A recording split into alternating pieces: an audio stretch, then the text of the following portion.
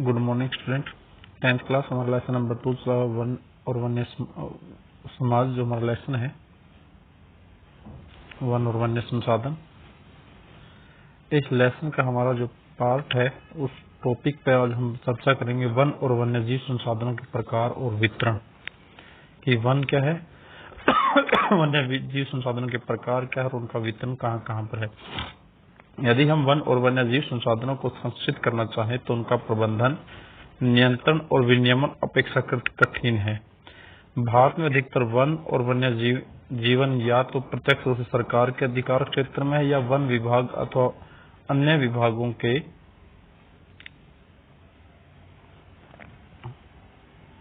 जरिए सरकार के प्रबंध में है। इन्हें निम्नलिखित वर्गों में बांटा जा सकता है। वनों को कौन कौन से वर्ग हैं, ये इंपोर्टेंट क्वेश्चन है। यहाँ से सबसे पहले आता है आरक्षित वन। देश में आधे से अधिक वन क्षेत्र आरक्षित वन घोषित किए गए हैं। जहां तक वन और वन्य प्राणियों के संरक्षण की बात है, आरक्षित वनों को सर्वाधिक मूल्यवान माना जाता है। दूसरा है रक्षित वन। वन विभाग के अनुसार देश के कुल वन क्षेत्र का 1/3 हिस्सा रक्षित है। इन वनों को और अधिक नष्ट होने से बचाने के लिए इनकी सुरक्षा की जाती है। नंबर 3 है अवर्गीकृत वन। अन्य सभी प्रकार के वन और बंजर भूमि जो सरकार, व्यक्तियों और समुदायों के स्वामित्व में होता है उसको अवर्गीकृत वन कहते हैं। आरक्षित और रक्षित वनों में अंतर क्या है? आरक्षित और रक्षित वन ऐसे स्थायी वन क्षेत्र हैं जिनका रखरखाव इमारती लकड़ी, अन्य वन पदार्थों उनके बचाव के लिए किया जाता है। मध्य प्रदेश में स्थायी वनों के अंतर्गत सर्वाधिक क्षेत्र है, यानी कि आरक्षित और वनों का सबसे ज्यादा क्षेत्र वो मध्य प्रदेश में आता है, जिसे स्थायी वन कहा जाता है, जो कि प्रदेश के कुल वन क्षेत्र का 75% है। इसके अतिरिक्त जम्मू और कश्मीर, आंध्र प्रदेश, उत्तराखंड, केरल, तमिलनाडु, पश्चिम बंगाल और महाराष्ट्र में भी कुल वनों में एक बड़ा अनुपात आरक्षित वनों का है, जबकि बिहार, हरियाणा, पंजाब, हिमाचल प्रदेश, उड़ीसा और राजस्थान में कुल वनों में रक्षित वनों का एक बड़ा अनुपात है। यहाँ पर जब इन राज्यों में पाए जाते हैं वहाँ पर रक्षित वन पाए जाते हैं। पूर्वोत्तर के सभी राज्यों में और गुजरात में, पूर्वोत्तर के जितने राज्य और गुजरात में अधिकतर में वन क्षेत्र अवर्गीकृत वन है तथा स्थानीय समुदाय के प्रबंधन में है। उसके बाद है समुदाय और वन संरक्षण। की वनों को संरक्षण देने के लिए समुदाय ने क्या क्या भूमिका निभाई है या किस प्रकार से समुदाय वनों को संरक्षण देने में अपना योगदान देते हैं। वन संरक्षण की नीतियां हमारे देश में कोई नई बात नहीं है। हम आमतौर पर इस बात से अनजान है कि वन हमारे देश के कुछ मानव प्रजातियों के आवास भी हैं। भारत के कुछ क्षेत्रों में तो स्थानीय समुदाय सरकारी अधिकारियों के साथ मिलकर अपने आवास स्थलों के संरक्षण में जुटे हैं, क्योंकि इसी से ही दीर्घकाल में उनकी आवश्यकताओं की आपूर्ति हो सकती है। जैसे पहला उदाहरण है वो है सरिस्का बाघ रिजर्व में राजस्थान के गांव के लोग वन्य जीव रक्षण अधिनियम के तहत वहां से खनन कार्य बंद करवाने के लिए संघर्ष है। कई क्षेत्रों में तो लोग स्वयं वन्य जीव आवासों की रक्षा कर रहे हैं और सरकार की उस पर हस्तक्षेप भी स्वीकार नहीं कर सकते। दूसरा है राजस्थान का ही। राजस्थान के अलवर जिले में 5 गांव के लोगों ने तो 1200 हेक्टेयर वन भूमि भैरवदेव डाकवा सेंचुरी घोषित कर दिया, जिसके अपने ही नियम कानून हैं जो शिकार वर्जित करते हैं तथा बाहरी लोगों को घुसपैठ से यहाँ के वन्य जीवन को बचाते हैं।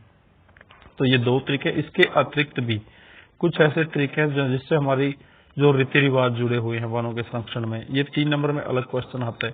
प्राकृतिक पूजा सदियों पुराने जनजातीय विश्वास है, जिसके आधार प्रकृति के हर रूप में रक्षा करना है। इन्हीं विश्वासों के विभिन्न वनों के मूल और कौमार्य रूप में बचाकर रखें, जिन्हें पवित्र पेड़ों के झुरमुट या देवी देवताओं के वन कहते हैं। झुरमुट शब्द पूछ लिया जाता है, झुरमुट शब्द का क्या अर्थ है, तो इसका अर्थ होता है देवी देवताओं के वन या झुरमुट वन क्या है। वनों के इन भागों में या तो वनों के ऐसे बड़े भागों में स्थानीय लोग ही घुसते हैं, न ही किसी और को छेड़छाड़ करने देते हैं। कुछ समाज कुछ विशेष पेड़ों की पूजा करते हैं और अधिकाल में उनका संरक्षण करते आ रहे हैं। जैसे कि तीसरा पॉइंट अगर हम यहाँ पर लिखें, वन संरक्षण के लिए लोगों की भूमिका में छोटा नागपुर क्षेत्र में मुंडा और संथाल जनजातियां महुआ और कदम के पेड़ों की पूजा करते हैं। ओडिशा और बिहार की जनजातियां शादी के दौरान इमली और आम के पेड़ों की रक्षा करती है। हम में से बहुत से व्यक्ति पीपल और वट वृक्ष की पूजा करते हैं। ये हमारे स्थानीय रीति रिवाजों से जुड़े हैं। भारतीय समाज को अनेक संस्कृतियां हैं और प्रत्येक संस्कृति में प्रकृति को उसकी कृतियों को संरक्षण करने की अपनी पारंपरिक तरीके हैं। आमतौर पर झरनों, पहाड़ी चोटियों, पेड़ों और पशुओं को पवित्र मानकर उनका संरक्षण किया जाता है। आप अनेक मंदिरों के आसपास बंदर और लंगूर पाएंगे। ये हमारा चौथा पॉइंट यहाँ से आता है।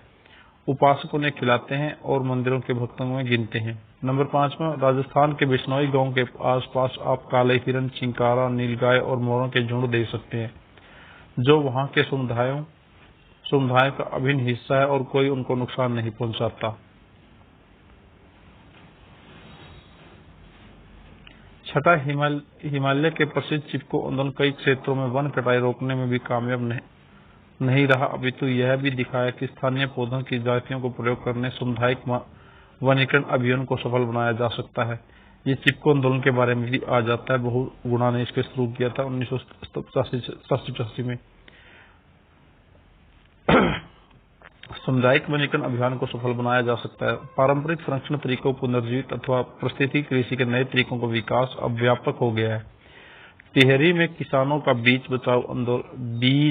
बचाओ आंदोलन और नवदान ने दिखाया है कि रासायनिक उर्वरकों के प्रयोग के बिना भी विविध फसल को आर्थिक रूप से व्यवहार्य कृषि उत्पादन संभव है। ये 7 तरीके हैं। ये भी अलग से पूछ लिया जाता है क्वेश्चन। बीज बचाओ आंदोलन क्या था? ये दो नंबर के क्वेश्चन है। ये 7 तरीके हैं जिस तरह से वनों को संरक्षण देने के लिए विभिन्न समुदाय मतलब क्या क्या कदम या जो लोग किस तरह से योगदान देते हैं। उसके बाद एक 3 नंबर का क्वेश्चन यहाँ से आता है CGM JFM, जिसका होता है जॉइंट फॉरेस्ट मैनेजमेंट। भारत में संयुक्त वन प्रबंधन, जिसको कहा जाता है संयुक्त वन प्रबंधन कार्यक्रम, रक्षित वनों के प्रबंधन और पुनर्निर्माण में स्थानीय समुदाय की भूमिका के महत्व को उजागर करते हैं। औपचारिक रूप से इन कार्यक्रमों की शुरुआत 1988 में हुई, जब उड़ीसा राज्य ने संयुक्त वन प्रबंधन का पहला प्रस्ताव पास किया। वन विभाग के अंतर्गत संयुक्त वन प्रबंधन क्षरित वनों के बचाव के लिए कार्य करते हैं और इसमें गांव के स्तर पर संस्थाएं बनाई जाती हैं, जिसमें ग्रामीण और वन विभाग के अधिकारी संयुक्त रूप से कार्य करते हैं। इसके बदले ये समुदाय मध्य स्तरीय लाभ जैसे गैर इमारती वन उत्पादों की हकदारी होते हैं और सफल संरक्षण से प्राप्त इमारती लकड़ी लाभ में भी भागीदारी होते हैं। भारत में पर्यावरण के विनाश और पुनर्निर्माण की क्रियाशीलताओं से सीख मिलती है कि स्थानीय समुदाय को हर तरह प्राकृतिक संसाधन प्रबंधन में शामिल करना चाहिए, परंतु स्थानीय समुदाय को फैसला लेने की प्रक्रिया में मुख्य भूमिका में आने में अभी देर है। अतः वे विकास क्रियाएं मान्य होनी चाहिए जो जनमानस पर केंद्रित हो, पर्यावरण हितैषी हो और आर्थिक रूप से प्रतिफलित हो। गौतम बुद्ध ने 487 ईसा पूर्व में वनों के संरक्षण के बारे में कहा था, पेड़ एक विशेष, असीमित, दयालु और उदारपूर्ण जीवधारी है जो अपने सतत पोषण के लिए कोई मांग नहीं करता और दानशीलता पूर्वक अपने जीवन की क्रियाओं को भेंट करता है। यह सभी की रक्षा करता है और स्वयं पर कुल्हाड़ी चलाने वाले विनाशक को भी छाया प्रदान करता है। ये वनों को महत्व हमारे जो महान महात्मा बुद्ध थे उसने इसके वन के संदर्भ में कहा था। तो ये था हमारा लेसन। इस लेसन के जो क्वेश्चन है वो नीचे हमारे दिए हुए, इनको आपने रिवीजन करना है। Thank you.